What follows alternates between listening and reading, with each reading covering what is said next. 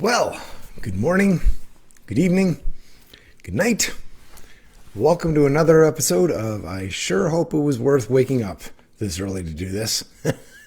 Anyways, yes, we welcome you to another episode of First Light. And then we are so glad to be with you this morning. And if you're joining with us, which will kind of happen. It doesn't matter what time of the day, whether you join us live or join us later. We've got people usually between 100 and 130 people kind of watching this throughout the week. So if you're one of the diehards that decide to get up early on a Thursday morning or are already awake, we love being with you here and joining with us. And as always, we always encourage you to say good morning in the comment section. Again, it does not matter when you do it during the week because we love to be able to see the comments and your thoughts on it. Good morning, Linda. It's great having you up early this morning, and I'm going to be seeing you in the office in about I don't know, 3.5 hours.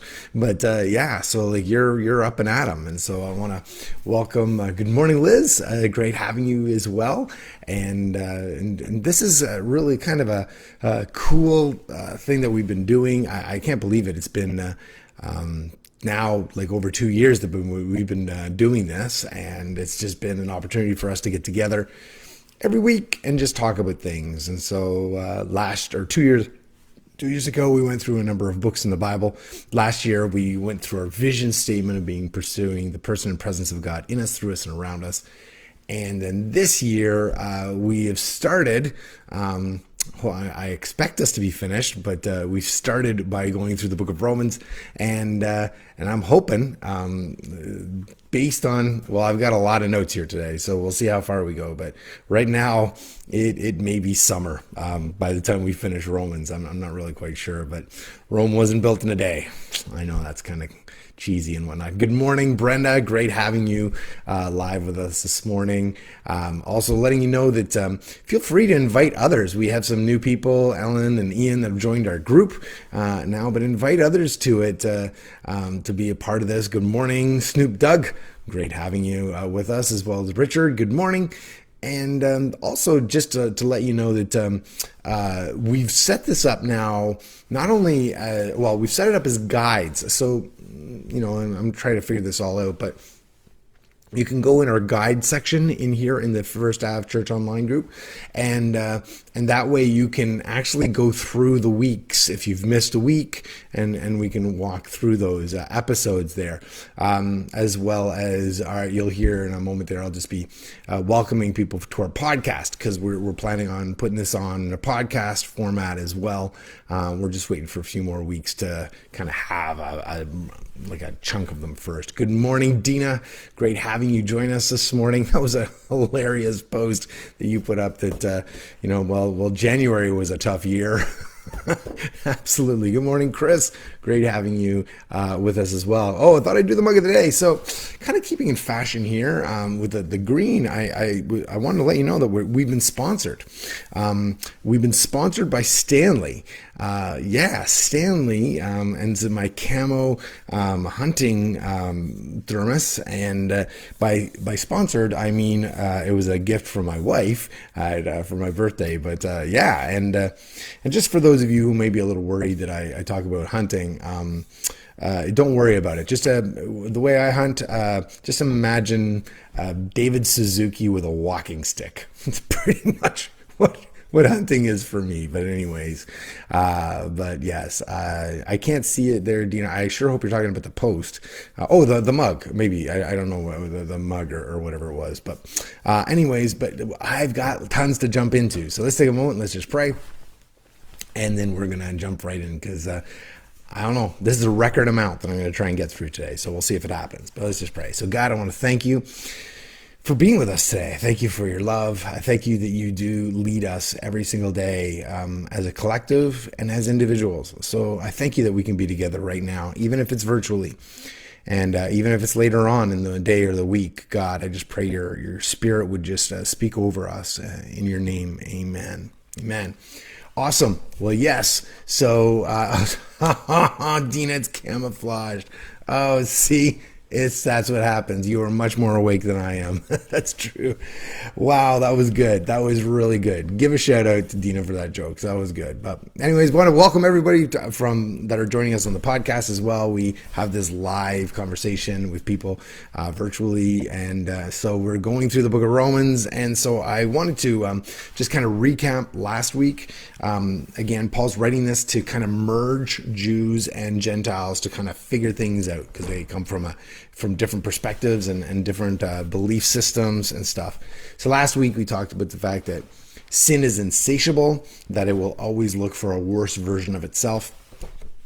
As well, we talked about the fact that you don't impress God. You are an impression of God. And thirdly, we were talking about how you live will determine who you impact. Right. So anyways, that's stuff that we were in last week's episode, but you can watch that. All right. So we are in verse 25 of chapter 2, and I believe we'll hit chapter 3. We'll see. Okay.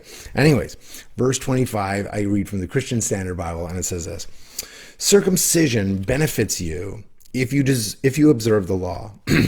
But if you are a lawbreaker, your circumcision has become uncircumcision.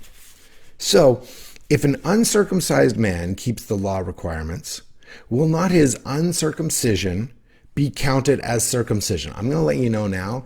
This, you want to take a few steps. I'm going to take this is like a lot of logic and thinking. Good thing about a thermos, you get to scald your tongue. Okay. So it says, so if an uncircumcised man keeps the law requirements, will not his uncircumcision be counted as circumcision?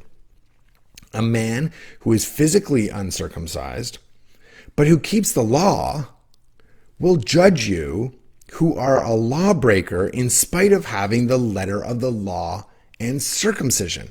So basically he's saying, if you don't smarten up, the Gentiles, even though they haven't done like the act of circumcision, they're still like got one up on you. Okay. And this needs to be there to reveal really what's important, the next part here. And that's this: for a person is not a Jew who is one outwardly. The true circumcision is not visible in the flesh. On the contrary, a person is a Jew who is one inwardly, and circumcision is of the heart, by the Spirit, not the letter. That person's praise is not from people, but God. So you want to put that in the Craig McKibben version? Please, okay? What you look like doesn't matter. It's how you are that really matters, okay? So playing the Christian part doesn't matter. It's who you are on the inside, right? That's what really matters. Da, da, da, da. Everyone in the chat room, cheer it on. We are in chapter 3, Jack. Woohoo! Okay, look at that. Chapter 3. Who thought we'd get there? Okay. Chapter 3, verse 1. So, what advantage does the Jew have? Or, what is the benefit of circumcision? Considerable in every way. So he's saying, he's kind of pumping up like you're going to get a lot of this. He's going to be like, you're going to see the Gentiles going, ha ha, and then he's going to say something else, and the Jews are going to be like, ha ha, and then the Gentiles are going to be like, ha ha. You're going to hear a lot of that, and hopefully not that annoying laugh anymore. Okay. It says, so what advantage does the Jew have? Or what is the benefit of circumcision? Considerable in every way. I feel like the guy. Princess Bride. Okay, considerable. Okay, anyways, in every way. First, they are entrusted with the very words of God.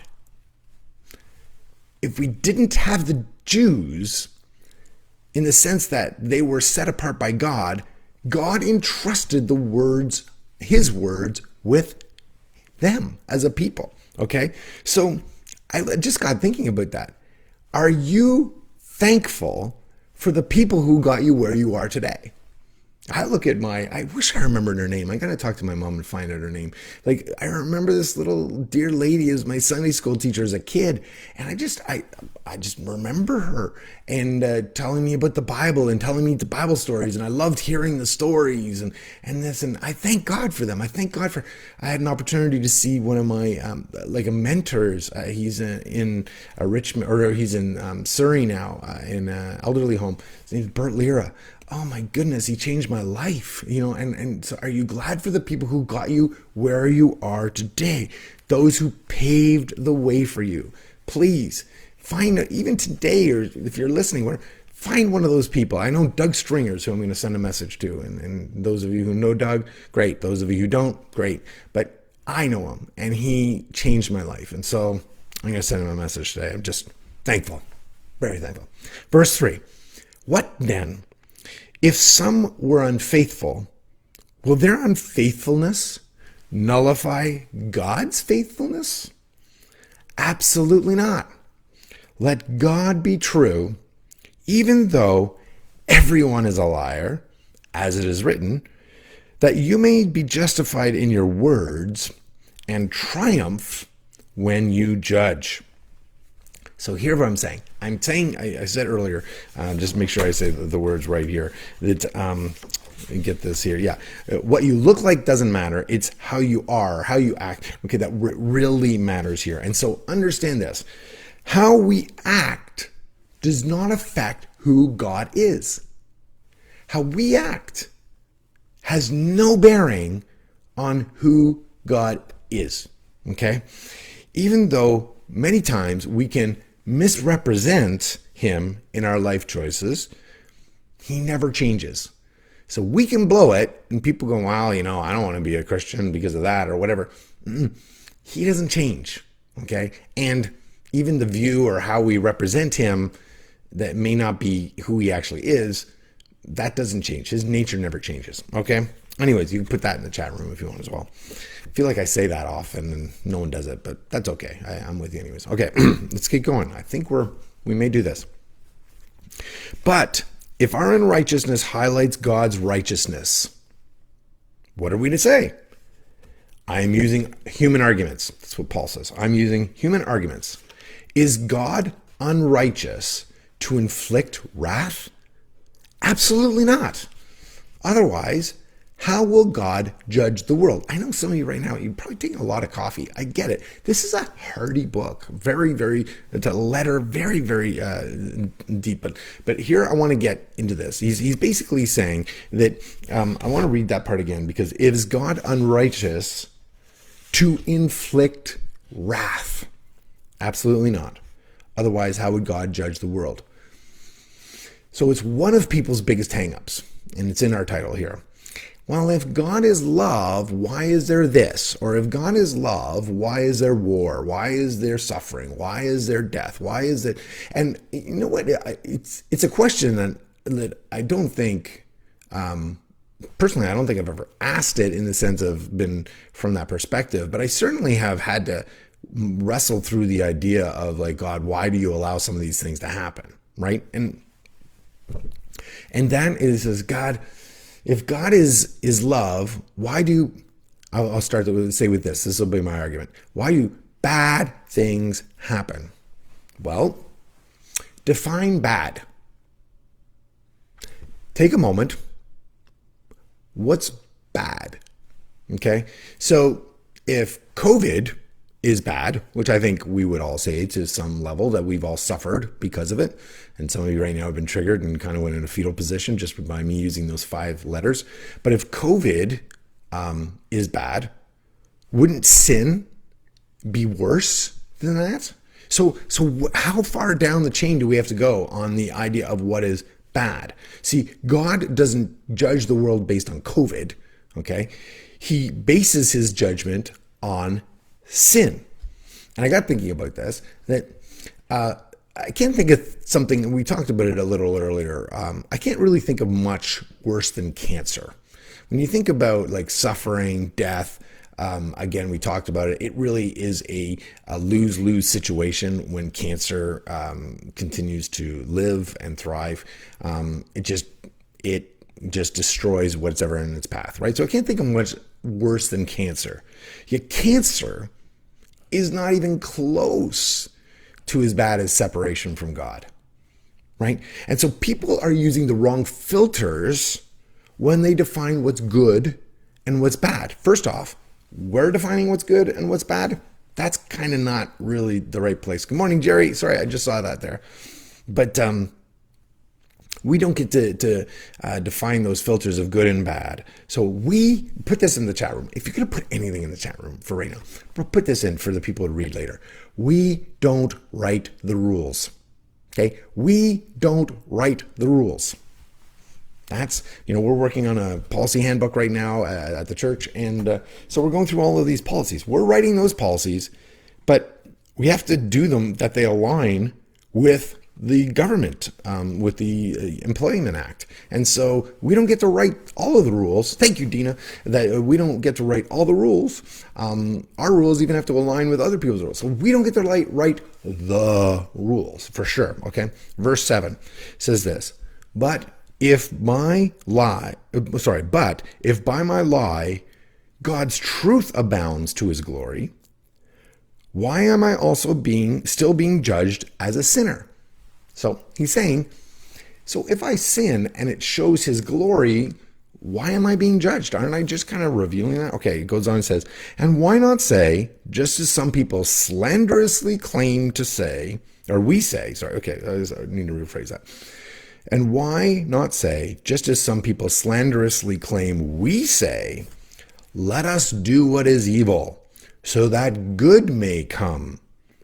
Their condemnation is deserved. Okay, he's mad. Okay, but understand this.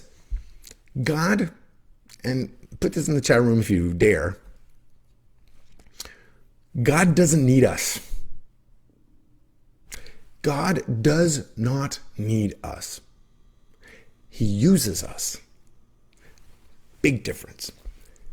God does not need us. He uses us. So we do not need to use sin to show his grace. Okay? That we're in the wrong lane. If we think that we're going to use our sin to show his grace, that's not what we've been permitted to do. But we can use discipline to show his favor. We can use discipline, our disciplined living, to show God's favor. So here is the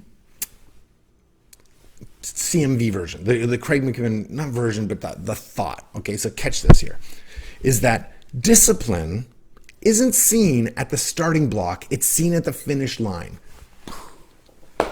Okay, that's what I wrote down. That disciplined living is not about what comes out of the gate.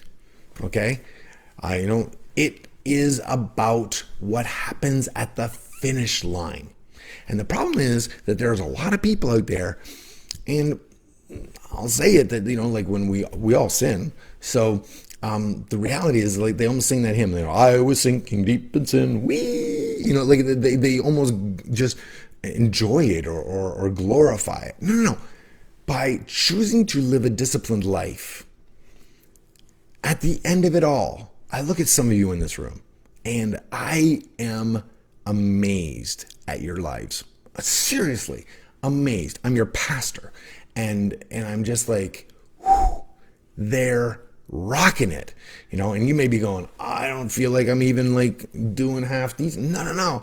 I can see your travail, right? And that's going to show up at the finish line. Okay, let's keep going here. Verse 9. Okay.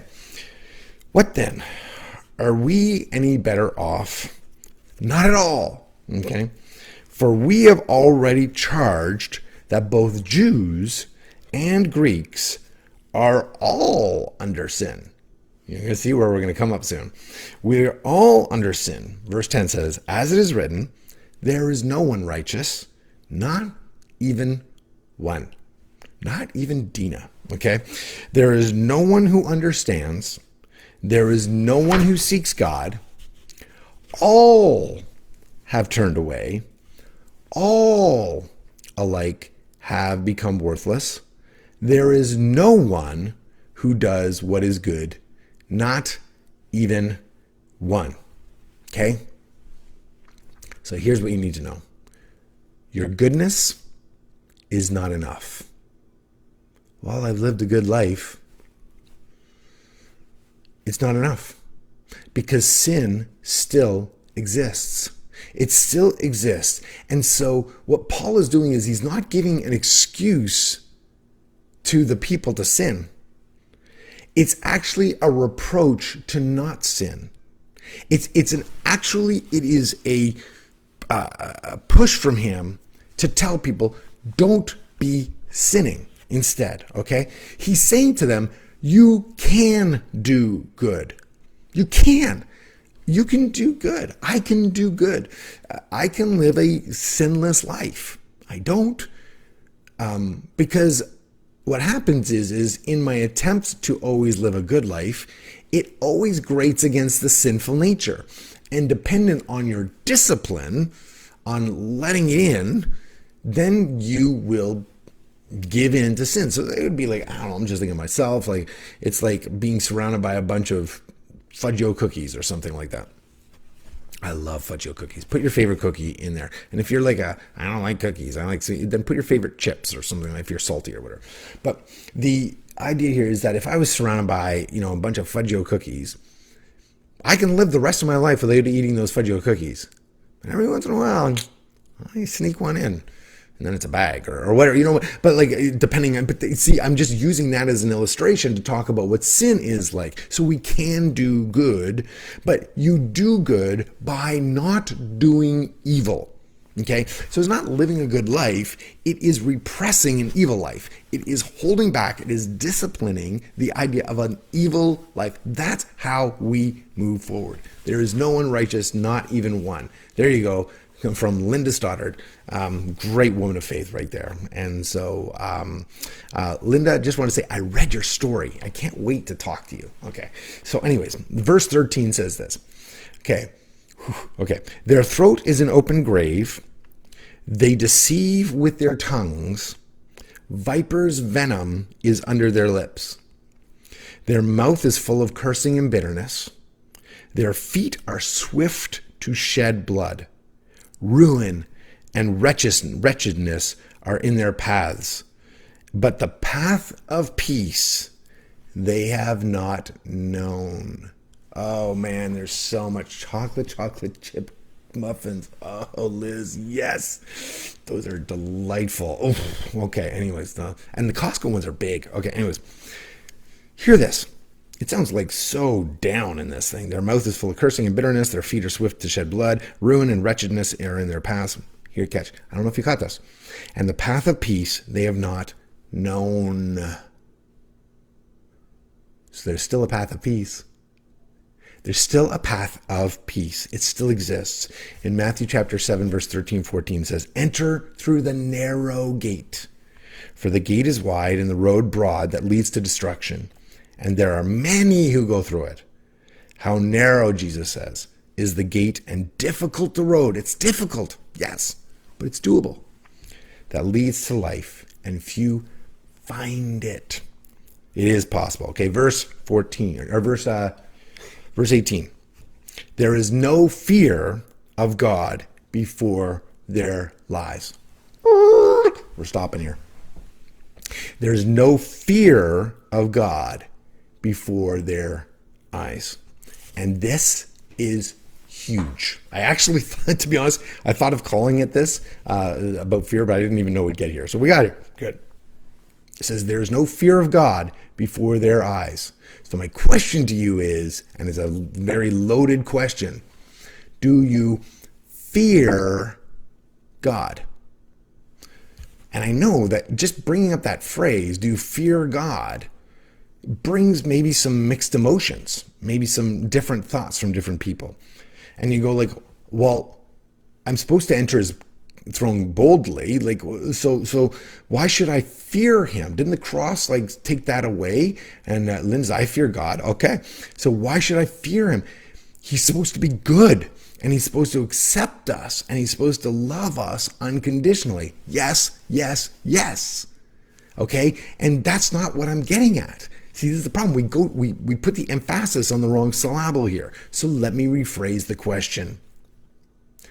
Do you sleep around on your spouse? For those of you who are married, do you sleep around on your spouse? What? How's that the same? Okay, this is what you need to understand. Fearing God is not being afraid of him. Okay, the last thing I'd want to be is we've had dogs in our lives, and last thing I want to be is an owner that the dog is afraid of me, and it's in fear whenever I walk into a room. Like all of a sudden, I feel good about myself. No, I'm not a loving dog owner then. So my question here is, do you sleep around on your spouse? Because fearing God is not being afraid of him as much as fearing that you're going to wreck your relationship with him. I gotta say that again. Fearing God is not being afraid of him, like he's gonna just smote you with something. What sort of a relationship's that? Fearing God is being afraid that what you're gonna do is going to wreck your relationship with him. So how you view sin and how you view grace actually will then define the depth of your relationship with God. Man, there's so much that I want to repeat. It will define the depth of your relationship with God when you think of how you view sin and how you view grace. Because if he is your constant get out of jail card, okay, you are the taker in this relationship. We talk about Christianity being a relationship with God. Well, then you are always the taker from somebody who is the giver. He will always give. He gives good gifts. That's in his nature to give. But he doesn't do it just to give like a vending machine that someone busted the thing where there's a money intake. No. There's a relationship here. And so if you're always the taker and never giving, then that shows the depth of your relationship with him and shows a lot about your disciplined life. Okay? So if your decisions are done in constant fear of him not loving you, that if you don't do this, if you don't do that, if you don't do this, because if you don't do those things, he's not going to love you, you are not in a relationship with God. You are in a personal prison of pain. I wouldn't even say you're in a personal prison with God, because God's not in that prison.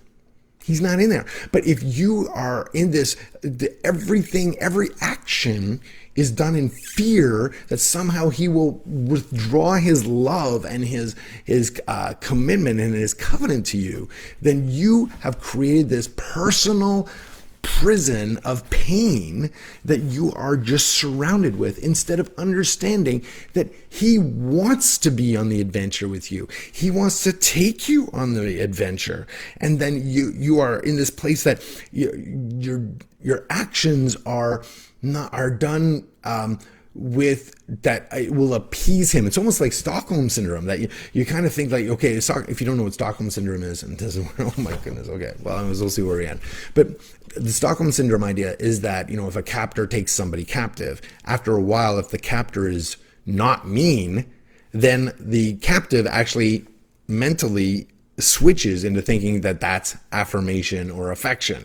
So just being that neutral is almost seen as, oh, how nice. Okay, so if you're always thinking with God that as long as he doesn't crush me, oh, well, he's such a benevolent God, you have a very skewed view of your relationship with God. And I want to release that. I pray that is released over you. But at the same time, I'm not saying because there's freedom, then you can just do whatever you want. Right? Paul writes later in 1 Corinthians, says, everything is permissible, but not everything is beneficial. Everything is permissible, but not everything is constructive. That's what he says that. So even though you got the freedom, we have to break this mentality down in chapter 3, because we got 13 more to go. But you're going to see that this is what Paul is doing. He's trying to reframe their thinking. Jews who felt like they were the only people that could have the blessing, but they had to do everything right. And then you had the Greeks who kind of just fall into this adoption thing, and it's like, sweet, we got into the new family. Check out the crib, check out all the stuff. And they're like, they're not taking care of anything. They're smashing all the china and stuff. And it's just like, and the Jews are like, what are you doing? Like, that's like thousands of years old. Like, what are you, right? This is what Paul's doing. He's trying to help them understand that God is no different. God expects perfection in how we live our lives. But he does it in an environment where it's full of his grace. Full of his grace. So your walk with God should mirror how you walk in a relationship with I'll say the significant other, meaning it could be your spouse, it could be a parent, it could be your best friend, it could be somebody that you are in a deep, coveted relationship with, okay? So when I think about my relationship, you're doing all that you can for your spouse to tell them that you love them, okay? You're doing all that you can. It actually becomes a joy. Like, now knowing Carrie's love language, it's a joy when I'm able to do things that bring a smile to her face. Okay, that's my decision to do it because I'm just excited for that opportunity. Okay, so yes, I do all that I can, and she does all that she can to make sure that I know that I'm loved. But you also forgive them when they miss the mark, because you know they would do the same for you. And so you're in this relationship to say, you know what? I know that you love me, and whatever happened hurt. Or if I'm going to Carrie and saying, you know what? I blew it. She knows that I love her. And that becomes the reason why she can forgive me, because she can trust that I just blew it. My intention is still to continue to love her and do all that I can. And that is our relationship with God, friends.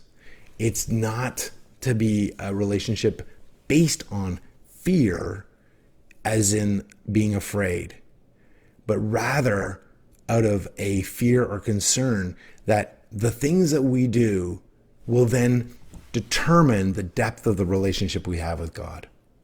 And as I'm looking in this room, I feel as though I'm speaking to a room full of just incredible souls. And I know for many of you, I know your relationship with God and how much it matters. And the fact that I know how much it matters is exactly what we're talking about. It's about living a life that will honor God, just not a life that will depend on God's grace and his forgiveness for everything we do. Anyways, I got to where I was hoping I'd get. I had more notes, but that's a little too adventurous. Anyways, it's 7 bells. My prayer today is that God will be with you as you are with him, making choices, the right choices that will honor him and be able to allow him to work through you today. God bless you.